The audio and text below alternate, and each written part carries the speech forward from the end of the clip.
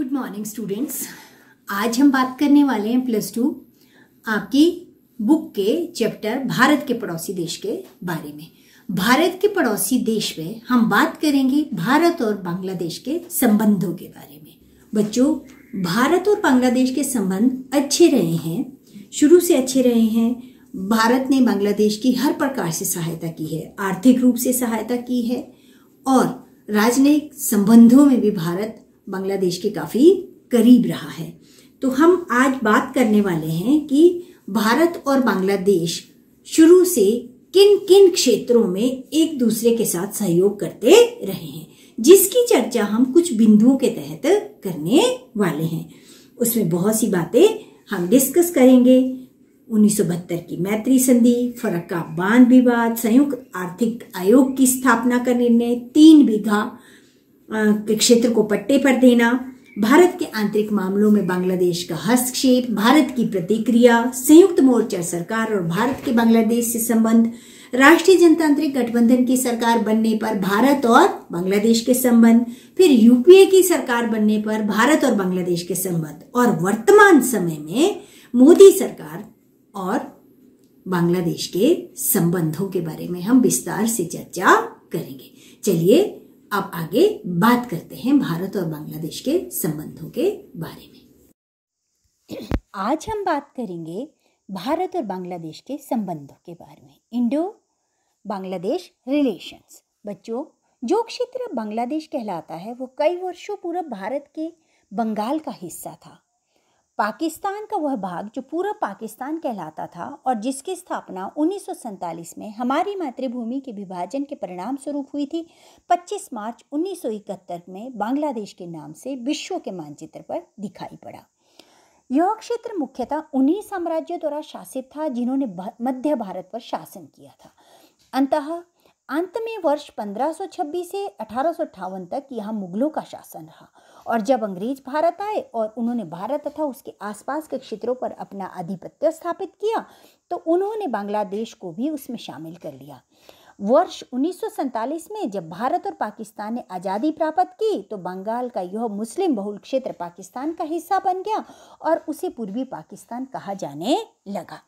पूर्वी पाकिस्तान तथा पश्चिमी पाकिस्तान के मध्य कोई स्पष्ट भूमि मार्ग नहीं था, अपितु पाकिस्तान के इन दोनों भागों में भूमि आवागमन के लिए भारतीय मार्ग का प्रयोग होता था। पूर्वी पाकिस्तान के लोग पश्चिमी पाकिस्तान से असंतुष्ट थे क्योंकि पश्चिमी पाकिस्तान के शासकों ने पूर्वी पाकिस्तान का बहुत शोषण किया था और पूर्वी पाकिस्तान के विकास की ओर कोई ध्यान नहीं दिया था। निराश होकर पूर्वी पाकिस्तान के लोगों ने शेख मुजीबुर रहमान के नेतृत्व में आंदोलन किया। पाकिस्तान की सरकार ने इसे कुचलने के लिए पूर्वी पाकिस्तान के लोगों पर अत्याचार किए और इस कारण काफी संख्या में जो था वो शरणार्थी भारत में आ गए। बंगालियों ने अपनी स्वतंत्रता की घोषणा कर दी और मुक्ति वाहन नामक सैनिक संगठन के द्वारा पाकिस्तान की सेना का मुकाबला किया। भारत ने इस सैनिक संगठन को समर्थन दिया था। पाकिस्तान ने निराश होकर भारत पर आक्रमण कर दिया, किंतु केवल 13 दिनों के पश्चात ही 16 दिसंबर 1971 को पाकिस्तानी सेना ने शस्त्र डाल दिए। भारत प्रथम देश था जिसने बांग्लादेश को स्वतंत्र राज्यों के रूप में मान्यता प्रदान की। दोनों देशों के संबंधों को हम कुछ बिंदुओं के तहत जो है वो चर्चा कर सकते हैं। सबसे पहली बात आती है बच्चों 1972 की मैत्री संधि। बांग्लादेश की स्वतंत्रता के पश्चात दोनों देशों में अच्छे संबंध स्थापित हो गए। 1972 में भारत और बांग्लादेश ने 25 वर्षों के लिए परस्पर मित्रता, शांति तथा सहयोग की संधि पर हस्ताक्षर किए।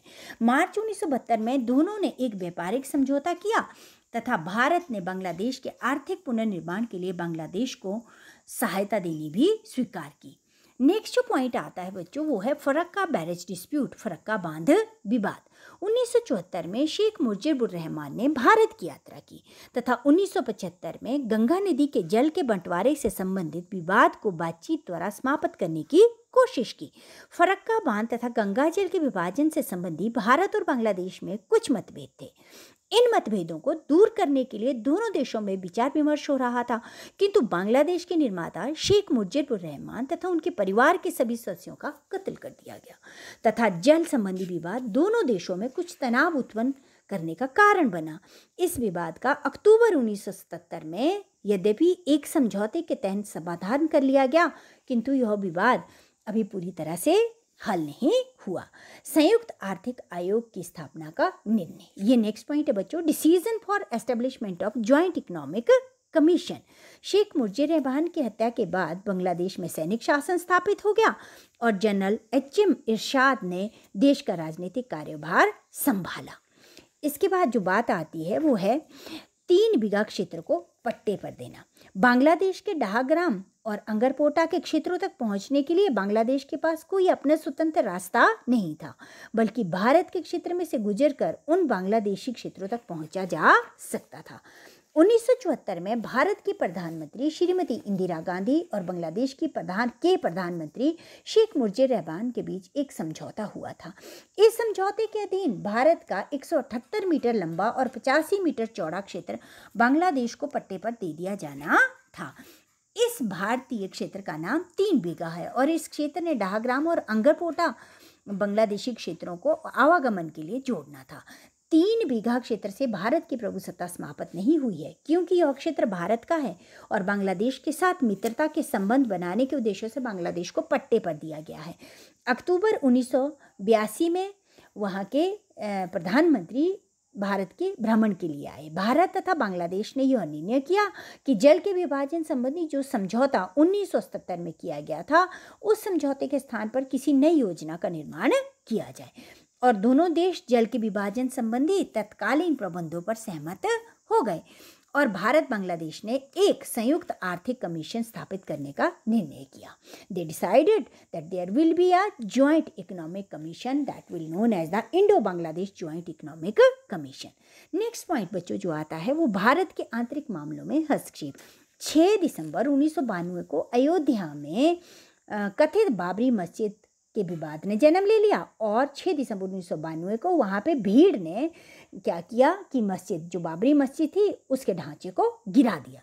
इस कार्रवाई की बांग्लादेश में बहुत गंभीर प्रतिक्रिया हुई थी और उस देश में कई हिंदू धार्मिक संस्थाओं को इसके कारण नुकसान पहुंचाया गया था। इतना ही नहीं बल्कि 22 जनवरी 1993 को बांग्लादेश की संसद ने एक प्रस्ताव पास करके अयोध्या में 6 दिसंबर 1992 को हुई घटनाओं की भर्त्सना की थी। यह प्रस्ताव बांग्लादेश के शासक दल की ओर से पेश किया गया था और संसद ने सर्वसम्मति से पास करके भारत के भीतरी कार्यों में खुला हस्तक्षेप किया था। भारत सरकार ने बांग्लादेश की इस कार्यवाही की सख्त आलोचना की थी। नेक्स्ट जो आपको पॉइंट आता है बच्चों अब क्या है, संयुक्त मोर्चा सरकार और भारत बांग्लादेश संबंध, United front government and Indo Bangladesh relations. 1996 में भारत में संयुक्त मोर्चा की सरकार बन गई। संयुक्त मोर्चा की सरकार ने बांग्लादेश से अपने राजनयिक संबंध सुधारने पर बल दिया और इस दिशा में दोनों देशों के मध्य 12 दिसंबर 1996 को फरक्का बांध व गंगा जल के बंटवारे के संबंध में एक ऐतिहासिक समझौता हुआ। समझौते पर भारत की तरफ से प्रधानमंत्री श्री एच.डी. देवेगौड़ा और बांग्लादेश के प्रधानमंत्री श्री शेख हसीना वाजिद ने हस्ताक्षर किए। इसके बाद जनवरी 1997 को भारतीय प्रधानमंत्री बांग्लादेश की मैत्री यात्रा पर ढाका गए। मई 1997 में प्रधानमंत्री श्री इंद्र कुमार गुजराल 2 बार बांग्लादेश की प्रधानमंत्री शेख हसीना वाजिद से मिले। नेक्स्ट जो आपका पॉइंट आता है बच्चों वो है राष्ट्रीय जनतांत्रिक गठबंधन सरकार और भारत बांग्लादेश संबंध, national democratic alliance government and Indo Bangladesh relations. 18 अप्रैल 2001 को बांग्लादेश राइफल्स BDR के जवानों ने 16 भारतीय सीमा सुरक्षा बलों BSF के जवानों की निर्ममतापूर्वक हत्या कर दी, जिसके परिणाम स्वरूप दोनों देशों के मध्य संबंधों में तनाव उत्पन्न हो गया।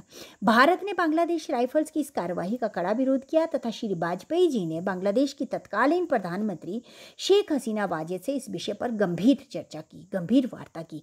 बांग्लादेश की प्रधानमंत्री ने इस घटना की जाँच करवाने का आश्वासन दिया और इसके बाद ही भारत ने उनकी कार्यवाही पर संतोष प्रकट किया। मनमोहन सिंह के नेतृत्व में बनी संयुक्त प्रगतिशील गठबंधन की सरकार ने बांग्लादेश से मधुर संबंध बनाए रखने के प्रयास किए। इसके बाद 2014 से भारत में मोदी सरकार के समय से बांग्लादेश के साथ लगातार संबंधों में सुधार के प्रयत्न किए जा रहे हैं। बच्चों हम बात करेंगे बिजली और ऊर्जा क्षेत्र की। वर्ष 2017 में बांग्लादेश भारत से लगभग 660 मेगावाट बिजली का आयात कर रहा था। अप्रैल 2017 में भारतीय सार्वजनिक निजी कंपनियों और बांग्लादेश के बीच 3600 मेगावाट से अधिक बिजली उत्पादन, आपूर्ति, वित्तपोषण के समझौतों पर हस्ताक्षर किए गए थे। इंडियन ऑयल कॉरपोरेशन जैसे कई भारतीय सार्वजनिक क्षेत्र की इकाइयां बांग्लादेश के तेल और गैस के क्षेत्र में अपने बांग्लादेशी समकक्षों के साथ काम कर रही है। भारत बांग्लादेश परिवहन के सभी साधनों के माध्यम से कनेक्टिविटी का एक अच्छा उदाहरण है। वर्तमान समय में दोनों देशों के मध्य व्यापार और आवागमन हेतु लगभग सभी साधनों जैसे कि पानी के जहाज, रेल, बस और हवाई जहाज आदि का प्रयोग किया जा रहा है। बच्चों, बांग्लादेश और भारत के बीच में सांस्कृतिक आदान प्रदान भी होता रहा है। इंदिरा गांधी सांस्कृतिक केंद्र IGCC बांग्लादेश में भारतीय सांस्कृतिक संबंध परिषद ICCR का एक प्रमुख सांस्कृतिक केंद्र है। IGCC का उद्घाटन वर्ष 2010 में किया गया था और यह नियमित रूप से बांग्लादेश में सांस्कृतिक गतिविधियों वाले कार्यक्रमों का आयोजन करता है। इसी के साथ IGCC योग, हिंदी, हिंदुस्तानी शास्त्रीय संगीत, मणिपुरी नृत्य, कथक और चित्रकारी में नियमित प्रशिक्षण कार्यक्रम भी आयोजित करता है। विदित है कि यह प्रशिक्षण कार्यक्रम बांग्लादेशी विद्यार्थियों के बीच काफ़ी प्रचलित है। बच्चों, इसके बाद बात आती है द्विपक्षीय व्यापार और निवेश की। भारत और बांग्लादेश के बीच 1972 में पहला व्यापार समझौता हुआ था। भारत बांग्लादेशी व्यापार समझौते को अंतिम बार जून 2015 में स्वतः नवीनीकरण के प्रावधान के साथ 5 वर्षों की अवधि के लिए नवीनीकृत किया गया था। भारत और बांग्लादेश के बीच द्विपक्षीय व्यापार पिछले एक दशक से लगातार बढ़ा है। वित्तीय वर्ष 2017-18 में भारत और बांग्लादेश के मध्य $9.5 बिलियन का द्विपक्षीय व्यापार हुआ था। सीमावर्ती समुदायों के लाभ के लिए त्रिपुरा और मेघालय में 2 बॉर्डर हॉट की भी स्थापना की गई है। बांग्लादेश को भारत का आर्थिक सहयोग समय समय पर मिलता रहा है। भारत ने बांग्लादेश को वर्ष 2010 से अब तक $8 बिलियन की 3 लाइन ऑफ क्रेडिट दी है। इसके अलावा लगभग $2 बिलियन की दूसरी LOC वर्ष 2015 में और लगभग $4.5 मिलियन की वर्ष 2017 में भी दी गई थी। बच्चों, बांग्लादेश और भारत के संबंधों में कुछ क्षेत्रों में चिंताएं अभी भी बरकरार है। कई प्रयासों के बावजूद भारत और बांग्लादेश के बीच नदी जल साझाकरण समझौते असफल रहे हैं। उनमें से मुख्य तीस्ता समझौता है जो वर्ष 2011 से लगातार चल रहा है, लेकिन केंद्र और पश्चिमी बंगाल सरकारों के बीच तनाव के कारण अब तक आगे नहीं बढ़ पाया है। भारत की आर्थिक नीति में बाजार विरोधी रुझान गंभीर समस्या है। उदाहरण के लिए बांग्लादेश में गौमांस एक प्रधान भोजन है और भारत इसके विरोध में है। भारत इसे निर्यात नहीं करता, जिसके कारण सीमावर्ती क्षेत्रों में अवैध पशु तस्करी को बढ़ावा मिलता है। बांग्लादेश, भूटान, भारत और नेपाल पहल। Bangladesh, Bhutan India and Nepal initiative BBIN के कार्यान्वयन में लगातार देरी हो रही है।